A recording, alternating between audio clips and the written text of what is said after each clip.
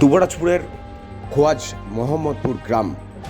দুবরাজপুর থানার পুলিশের পাশাপাশি জেলা পুলিশের anti sabotage check team metal detector সহ বিভিন্ন যন্ত্রপাতি নিয়ে কোথাও কোনো অস্ত্র মজুদ আছে কিনা এবং তার সঙ্গে সঙ্গেও বোমা বা বোমা তৈরির সামগ্রী রয়েছে কিনা তা খুঁজে দেখছেন।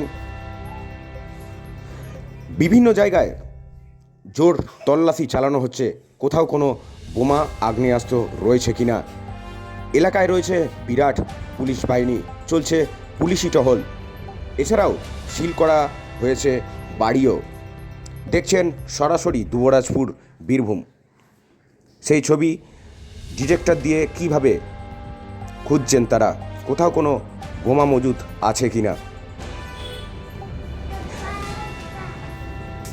বাড়িতে বাড়িতে চলছে তল্লাশি।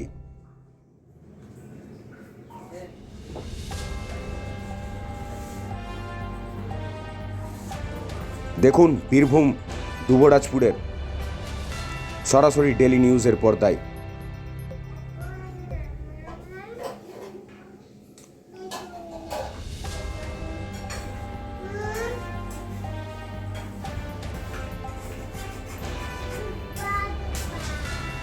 মানুষের বাড়িতে বাড়িতে পৌঁছে গেছেন বোম স্কোয়াডরা।